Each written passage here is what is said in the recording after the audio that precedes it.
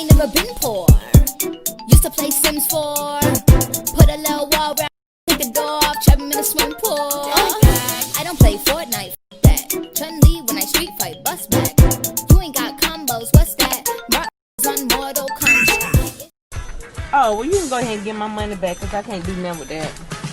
Hey guys, it's Kristen, aka Coco Games, and today I'm back with a little bit of a different video, especially after what happened today. I had other videos planned, but I wanted to give this one a try.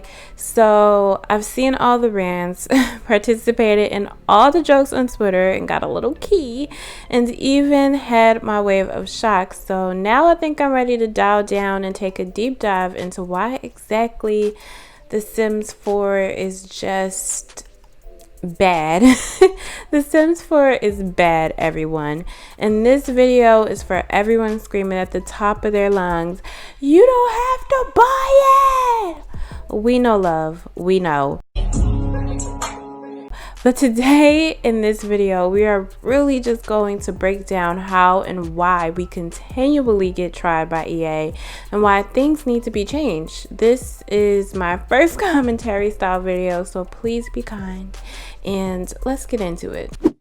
The Sims 4 was released September of 2014 and is the fourth installment of the hit franchise following The Sims 2, and my ever-beloved Sims 3.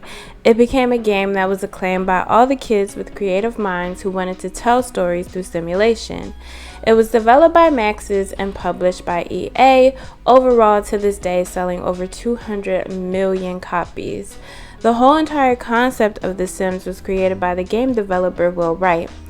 Will said that he came up with the idea of The Sims after he himself had a full fire and everything got destroyed in his home, and he had to rebuild everything, and he had to deduct his house into valuables. Will was quoted saying, "I think the idea of having a game based on reality is compelling right off the bat because everyone has some experience with the subject of the game." So listening to the creator of The Sims was literally built on this idea of recreating life in reality. That's the foundation. The foundation! So what happened?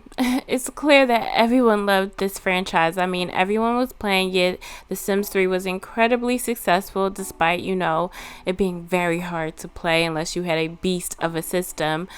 But suddenly everybody hates the Sims team and everyone really loathes the Sims. Well, in comes the Sims 4. So the last expansion pack made for the Sims 3 was in October of 2013. I'm sure the developers were working on The Sims 4 way before then, but they had a year in between the last Sims 3 pack they made and the Sims 4 launch. So honestly, if I'm gonna say in my opinion, which this video is my opinion, it was clear to see from all the Simmers and the people who were fans of the franchise that the game just was not complete and it felt very rushed. I mean, think about it. If The Sims had taken about maybe 2.5 years to develop more on The Sims 4, do you really think we would have gotten the maps that looked like this? No pools on launch, no toddlers for 2 years. Hell, even the basic things that we beg for to this day, like not having flour sacks as babies. It makes no sense to go to such a difference from having such an in-depth game like The Sims 3, The Sims 2, to now a game that has literally no remnants of that other game. It would have been a totally different game had they had the time to do so. So I think taking about 2.5 years or even 3 in between The Sims 3 to The Sims 4 would have really helped. I mean, The Sims 3, despite all its crazy lag, okay, really bad lag, you could do a lot of things and you could make it work every now and then. So people would have survived the next couple years without getting new packs, and for them to just sit down and develop The Sims 4 and make a great way for them to not make it so laggy but still make it full. But no, they had to launch in 2014 with a game that was half done. So now we come to today. Today, the Sims team launched the announcement trailer of a Star Wars themed game pack after a lot of doubt from the community on what exactly this pack could be, especially after seeing the icon on Sparks. We really just hoped it was like a test dummy or some type of glitch. To say the least, it did not go over well, which is understood being as the last few launches of The Sims did not go well and people were looking for more like a redemption from the Sims team. I mean, eco living was definitely just horrible, and I actually like nifty knitting, but I definitely see where people are like, what is this? So there of course was going to be outrage. I mean, they have the right to be angry, and of course there's going to be people complaining about people complaining, though I wanted to make this video to explain why that rage is valid. Let's not even mention the fight to get skin tones correct to black tones, the constant bugs, the constant ignoring of said issues. Let's just focus on what The Sims promised and them not understanding their target audience. I literally have a Bachelor's of Science in Design and Merchandising, which is surrounded in brand marketing and knowing who your consumer is. It's clear EAMXs do not know.